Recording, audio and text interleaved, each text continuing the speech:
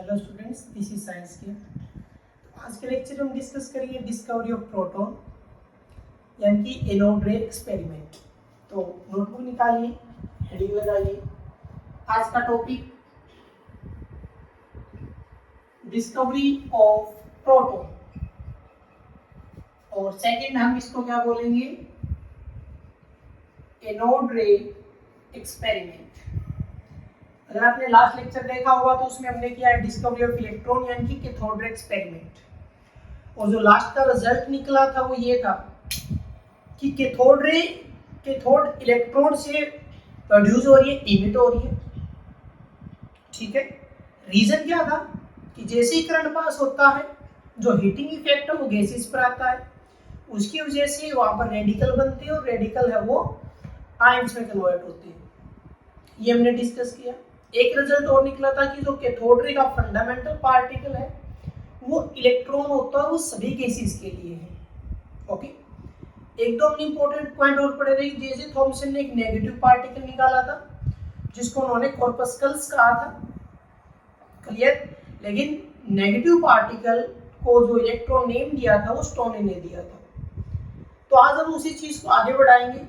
मतलब कि जो एक्सपेरिमेंट था डिस्चार्ज ट्यूब एक्सपेरिमेंट, जो विलियम क्रुक्स का था और जो अलग अलग साइंटिस्ट ने रिवाइज किया उस एक्सपेरिमेंट को, उनमें एक नाम था ई गोल्डस्टीन का। यानी कि प्रोटॉन का जो बेसिक कंसेप्ट हमने पढ़ा है, जिसमें हमने ये सीखा कि प्रोटॉन को डिस्कवर करने वाले ई गोल्डस्टीन है। एक्चुअल में उन्होंने एक पॉजिटिव पार्टिकल निकाला था जो कि हाइड्रोजन गैस के यूज करके निकाला था।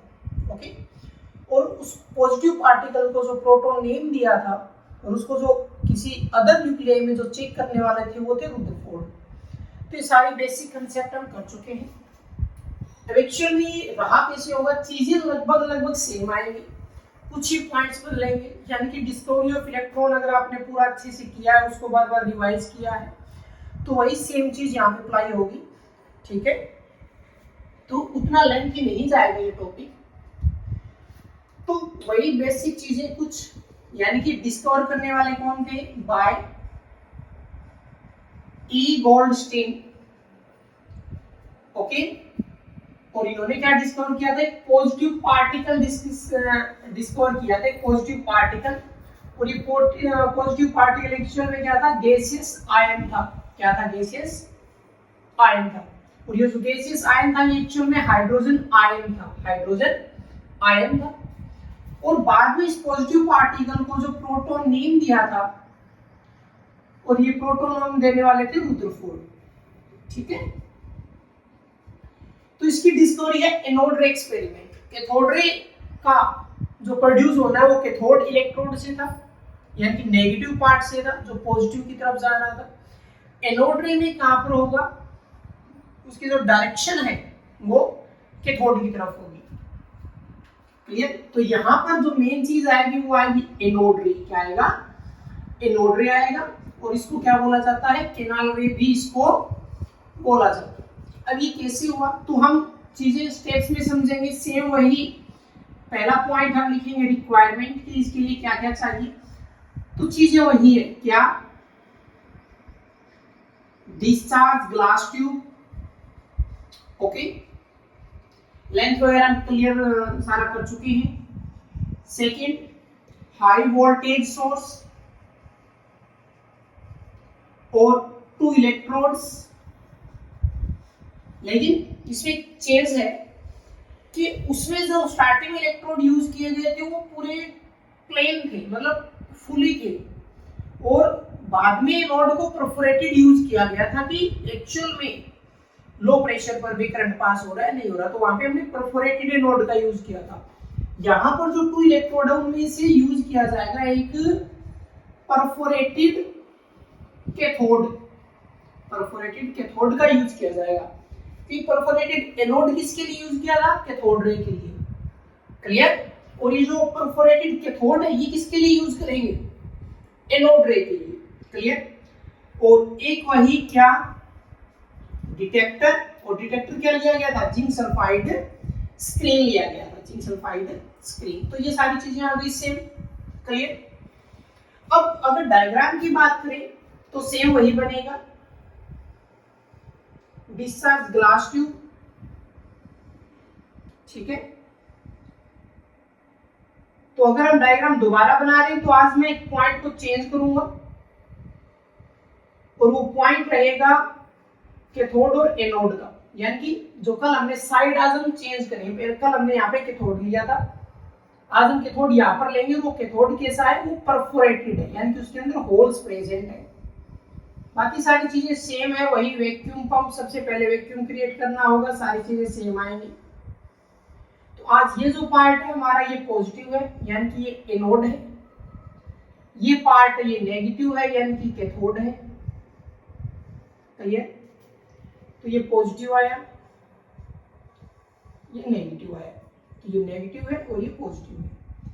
सेम वही गैस फिल किया गया है, ठीक है। और कैथोड रे में हमने लास्ट पॉइंट सीखा था कि जो कैथोड रे में क्या है, जो उसका चार्ज है उसकी वजह से उस पर एक हीटिंग इफेक्ट आता है। क्लियर? जहां से प्लस अलग हो जाता है और माइनस अलग हो जाता है गैसेस का। क्लियर? ओके। तो जरा देखिए कि यानी कि आगे जो प्रोसीजर और ऑब्जर्वेशन आएगा, सेकंड पॉइंट प्रोसीजर और ऑब्जर्वेशन, उसमें क्या आएगा, व्हेन current is passed,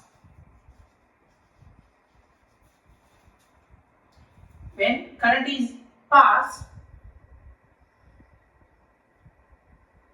या हम थोड़ा सा इसको चेंज करके लिखेंगे,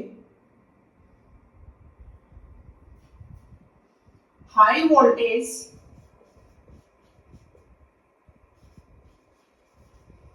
current is passed at low pressure, a radiation is produced and move towards cathode. वो किसकी तरफ जा रही थी, जैसे करंट पास किया जाता है एक रेडिएशन प्रोड्यूस होता है ट्यूब के अंदर, और उसका जो डायरेक्शन है वो किसकी तरफ होता है, कैथोड की तरफ होता है। Okay, and these pass through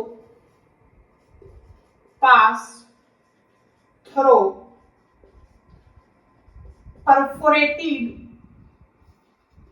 cathode and hit on zinc sulphide screen. किसके ऊपर हिट होता है, जिंक सल्फाइड स्क्रीन, यानी कि आज जिंक सल्फाइड स्क्रीन है वो कहां पे लगेगा, कैथोड के पीछे। कहां पे लगेगा, कैथोड के पीछे। कि जो रेडिएशन प्रोड्यूस हुआ है वो इन होल्स में से पास होगा और जिंक सल्फाइड स्क्रीन से जाके टकराएगा। क्लियर? तो जिंक सल्फाइड स्क्रीन के ऊपर हिट हुआ एंड इट ग्लो, क्योंकि ये एज ए डिटेक्टर यूज किया जा रहा था कि हमें पता चले कि कुछ चीजें हिट हो रही या नहीं हो रही। क्लियर? तो ये ग्लो है। अब ये हुआ कैसे, अब इन चीजों को क्या बोला गया, पहले नोट कीजिए फिर आगे बढ़ते हैं। सेम है, आज हमने टॉपिक को थोड़ा सा शॉर्ट कर दिया, ठीक है। आज हमने चीजें डायरेक्ट लिखी है, कल हमने अलग अलग प्रेशर वगैरह की बात की थी, आज हमने कुछ ऐसा नहीं किया, आज हमने चीजें डायरेक्ट लिखी है। क्लियर? तो जैसे ही करंट पास होता है बेसिक रेडिएशन प्रोड्यूस हो रहा है, उसका डायरेक्शन किसकी तरफ है, कैथोड की तरफ, और वो परफोरेटेड कैथोड में से पास होकर जिंक सल्फाइड स्क्रीन पर हिट कर रही है। अब इस चीज को बोला गया एनोड रे। दीज रे कॉल्ड एनोड रे, इसको बोला गया एनोड रे। और इसी को क्या बोला गया, कैनल रे बोला गया। कैनाल रे बोला गया क्योंकि एक परफोरेटेड कैथोड में से पास हो रही है, तो इन्हीं को कैनाल रे बोला जाता है। इन्हीं को क्या बोला जाता है, कैनाल रे बोला जाता है। ये ध्यान, बात भी ध्यान रहे आपकी। क्लियर? अब ये हो किसकी वजह से रहा, एक्चुअल में ये था क्या। तो अगर हम कैथोड रे वाला वापस दोहराएं, क्योंकि देखो करंट का डायरेक्शन तो वही नेगेटिव से पॉजिटिव रहेगा, तो करंट तो नेगेटिव से होता हुआ पॉजिटिव पे आएगा। इसका मतलब इस एक्सपेरिमेंट में जो सबसे पहले रेडिएशन इमिट होगा वो कैथोड रे ही होगा। यानी कि कल जो हमने सीखा उसमें हमने एक ही पार्ट को देखा था, नेगेटिव को। कल के डायग्राम को अगर ध्यान से देखें तो वहां पे हम ये भूल गए कि वहां पर जो पॉजिटिव बना था प्लस उसका हुआ क्या। हमने सिर्फ इलेक्ट्रॉन को देख लिया, तो इलेक्ट्रॉन के डायरेक्शन को हमने एनोड की तरफ बता दिया कि नेगेटिव होती है पॉजिटिव की तरफ मूव करेगा। लेकिन पीछे जो H+ बचा वो गया कहाँ? आज वही अधूरी चीज पूरी करनी है कि जो H+ था, जो एक गैस से बना हुआ आयन था, गैसियस आयन, एक्चुअल में वही एनोड रे बना रहा है। वही क्या बना रहा है?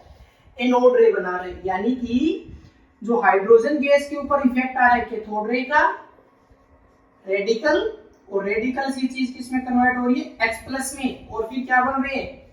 इलेक्ट्रॉन बन रहे हैं। ये कल हमने देखा था। लेकिन कल हमने सिर्फ किसको फोकस में किया था? इन इलेक्ट्रॉन्स को। हमने छोड़ा किसको था? H+ को। यानी कि इसके अंदर दो चीजें हैं। क्या था? इसके अंदर H+ भी था और इसके अंदर इलेक्ट्रॉन भी थे। और कल हमने सिर्फ किसकी बात की थी? कल हमने इस इलेक्ट्रॉन की बात की थी कि इसकी डायरेक्शन किसकी तरफ हो गई थी? एनोड की तरफ। और इसको हमने कैथोड रे बोल दिया था। बचा क्या था? H+। आज हमें इसी की बात करनी है कि अब ये जो बचा हुआ H+ है, ये किसकी तरफ जा रहा है? ये जा रहा है कैथोड की तरफ। यानी कि जो जितने भी H+ बनेंगे वो सारे किसकी तरफ जा रहे हैं? कैथोड की तरफ जा रहे हैं और जिंक सल्फाइड स्क्रीन को हिट कर रहे हैं। क्लियर? यानी कि ये जो H+ है ये किससे बना है? हाइड्रोजन गैस से। किससे बना है? गैस से। और यही क्या है? यही है वो गैसियस आयन। क्या है? Gaseous ion. यानी कि एक्चुअल में गैसियस आयन फ्लो कर रहे हैं। यानी कि the flow of gaseous ion यानी कि H+ इज कॉल्ड एनोड रे। इज कॉल्ड एनोड रे। इसी को क्या बोला गया था? एनोड रे बोला गया था। क्लियर? ओके। यानी कि कल हमने सिर्फ इलेक्ट्रॉन को ध्यान में रखा था, इलेक्ट्रॉन के ऊपर हमारा ऑब्जर्वेशन था। आज हमें किसको देखना है? H+ को देखना है। अब यहां से कुछ चीजें हो रही है। यहां से मेन पॉइंट क्या निकल के आया कि करंट के डायरेक्शन के अकॉर्डिंग जो कैथोड रे है उनकी स्टार्टिंग कहां से? कैथोड से। लेकिन गैसेस कहां पर प्रेजेंट है? ट्यूब में है। यानी कि दोनों इलेक्ट्रोड्स के बीच में है। इसका मतलब एनोड रे है वो एनोड से प्रोड्यूस नहीं हो रही, वहां वो गैसेस की वजह से बन रही है, वो दोनों इलेक्ट्रोड्स के बीच में बन रही है। तो यहाँ पे इंपॉर्टेंट पॉइंट क्या डालेंगे? एनोड रे not emit from anode but it form between electrodes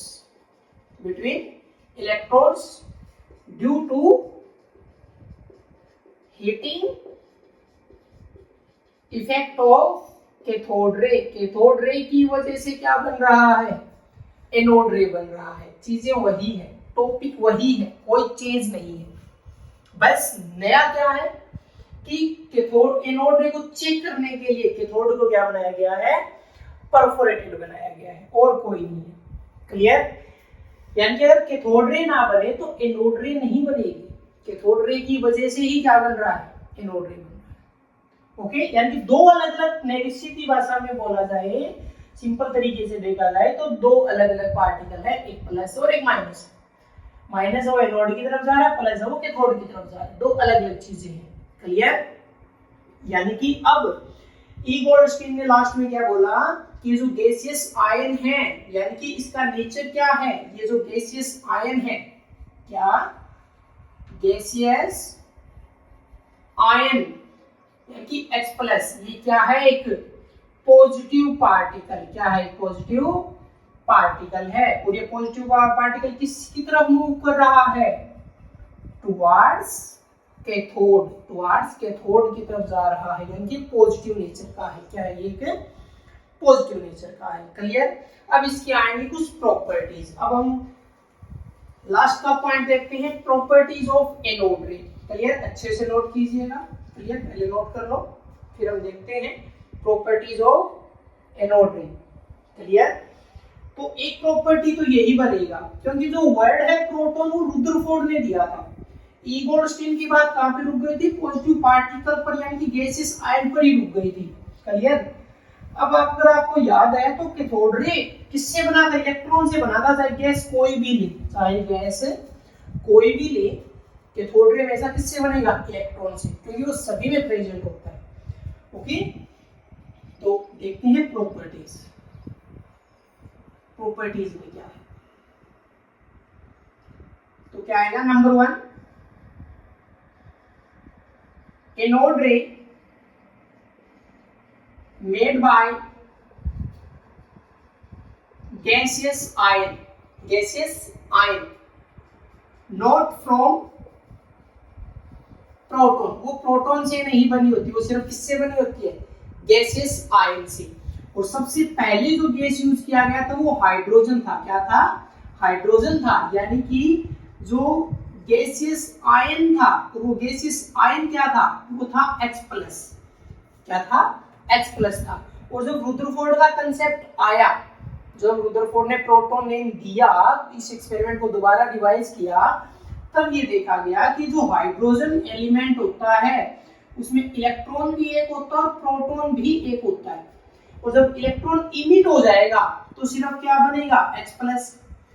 यानी कि हाइड्रोजन का आयन बना और उसमें प्रोटॉन भी एक है। इसका मतलब ये जो H+ है, इसी को क्या बोला था, प्रोटॉन। ये रुदरफोर्ड के नेम देने के बाद की बात है। क्लियर, यानी कि जो H+ है, क्योंकि नंबर दोनों में 1 है। नंबर क्या है, एक इलेक्ट्रॉन है, एक ही प्रोटॉन है। ठीक है ना। देखो कुछ चीजें हम अभी लिख रहे हैं, लेकिन ये निकाली कब गई थी, बाद में। अभी हम पूरा कंसेप्ट एक साथ पढ़ रहे हैं, पहले पूरी चीजें एक साथ नहीं थी।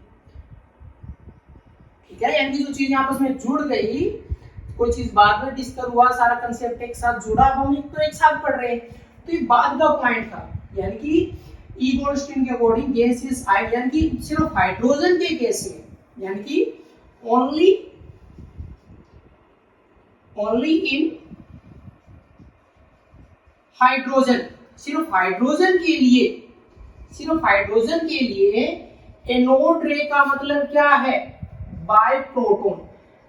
हाइड्रोजन से बनने वाला एनोड रे किससे बनेगा, प्रोटॉन से बनेगा। लेकिन अगर गैसेस हम चेंज कर दें, गैसेस चेंज करने का मतलब क्या है, इलेक्ट्रॉन के नंबर अलग हो जाएंगे, प्रोटॉन्स के नंबर अलग हो जाएंगे। तो उस केस में जो एनोड रे होगा, फॉर एग्जांपल अगर हमने हीलियम यूज कर लिया, तो उस केस के अंदर जो एनोड रे बनेगा वो गैसियस आयन से ही बनेगा। अगर हमने ऑक्सीजन यूज कर लिया तो वहां पे जो एनोड रे होगा वो प्रोटॉन से नहीं बनेगा। कैसे, जरा देखिए। फॉर एग्जांपल हमने ऑक्सीजन का यूज किया, तो जो ऑक्सीजन एलिमेंट है उसमें इलेक्ट्रॉन 8 है और उसमें प्रोटॉन भी कितने हैं, 8 है। और अगर 8 के 8 इलेक्ट्रॉन चले गए, मान लो इलेक्ट्रॉन चले गए या 1 बाय 1 निकले, मान लो कि ऑक्सीजन अगर पॉजिटिव बना, तो सिंगल पॉजिटिव आया, मतलब एक इलेक्ट्रॉन चला गया। इलेक्ट्रॉन इसके अंदर कितने बचे हैं, 7, लेकिन प्रोटॉन अभी भी कितने हैं, 8 है। तो ऑक्सीजन पॉजिटिव के अंदर तो 8 प्रोटॉन है, लेकिन हाइड्रोजन पॉजिटिव के अंदर कितना है, 1 प्रोटॉन है। तो सिर्फ हाइड्रोजन के केस में एनोड रे है वो प्रोटॉन से बना होता है, क्योंकि दोनों का नंबर 1 है। लेकिन अदर केसेस के केस में चार्ज अलग है और नंबर ऑफ प्रोटॉन अलग है। चार्ज इसका है 1 और प्रोटॉन अभी भी इसमें कितने हैं, 8। इसका मतलब अदर केसेस के लिए अब हम यहाँ पे क्लास टाइम लिखेंगे, but for other gases anode ray is made by gaseous ion। Example आप ये ऑक्सीजन का लिख सकते हो, क्योंकि सिंगल पॉजिटिव होने के बाद भी उसमें नंबर ऑफ प्रोटॉन और ग्रेटर देन 1 होते हैं। क्लियर। इसका मतलब एनोड रे का जो नेचर है वो किसके ऊपर डिपेंड करेगा, गैसियस आयन पर डिपेंड करेगा। ठीक है ना। तो हम एक पॉइंट और लिखेंगे, एनोड रे depends on size of ion. किसके ऊपर डिपेंड कर रहा है, साइज ऑफ आयन। यहां लिख सकते हैं साइज ऑफ गैसियस आयन पर वो डिपेंड कर रहा है। समझ गए। ओके, ये चीज अच्छे से पहले नोट करो, फिर देखते हैं बाकी प्रॉपर्टीज। क्लियर। कोई डाउट नहीं होना चाहिए, यही मेन कंसेप्ट है कि वो गैसियस आयन से बना होता है। ठीक है। एक पॉइंट अगर आप वो लिखना चाहो कि आप नंबरिंग डाल लेना। एक पॉइंट क्या है कि प्रोड्यूस बिटवीन इलेक्ट्रोड्स, यानी कि एनोड रे एनोड रे produce between electrodes not from anode, वो एनोड से नहीं बनती, वो दोनों इलेक्ट्रोड्स के बीच में बनती है, और वो जाता किसकी तरफ है, वो कैथोड की तरफ जाता है। क्लियर, नोट कीजिए। अब इस चीज को बाद में चेक किया गया रुदरफोर्ड के द्वारा, ठीक है। रुदरफोर्ड ने कुछ और चीजें निकाली, एक तो वही है, तो हम आगे लिख सकते हैं this experiment revise by Rutherford. Rutherford ने इस एक्सपेरिमेंट को दोबारा रिवाइज किया और उन्होंने ये कहा कि जो पॉजिटिव पार्टिकल है ये क्या है, प्रोटॉन है, यानी कि एनोड रे जो गैसियस आयन से बनता है और जो पॉजिटिव नेचर का है, क्यों है पॉजिटिव नेचर का, क्योंकि वो कैथोड की तरफ जा रहा है। अब इसका मतलब इसको भी चेक करना पड़ेगा, जैसे कल कैथोड रे की प्रॉपर्टी चेक करने के लिए एक्स्ट्रा इलेक्ट्रिक फील्ड लगाया गया, मैग्नेटिक फील्ड लगाया गया, तो सेम यहीं पर भी आएगा, ठीक है। अब रुदरफोर्ड ने क्या बोला, these positive particles are protons, यानी कि नेम क्या दिया गया, प्रोटॉन दिया गया, और जो पॉजिटिव नेचर है, positive nature check by electric and magnetic field, electric field और मैग्नेटिक फील्ड के द्वारा जो पॉजिटिव नेचर है वो चेक किया गया कि एक्चुअल में ये है भी या नहीं। क्लियर, तो पूरा अच्छे से नोट कीजिए। तो ये दो इंपॉर्टेंट टॉपिक थे, discovery of electron and proton, ठीक है। दोनों टॉपिक जुड़े हुए हैं, एक साथ समझ में आएंगे, ध्यान से कीजिएगा। तो मिलते हैं नेक्स्ट लेक्चर में जिसमें हम सीखेंगे डिस्कवरी ऑफ न्यूट्रॉन।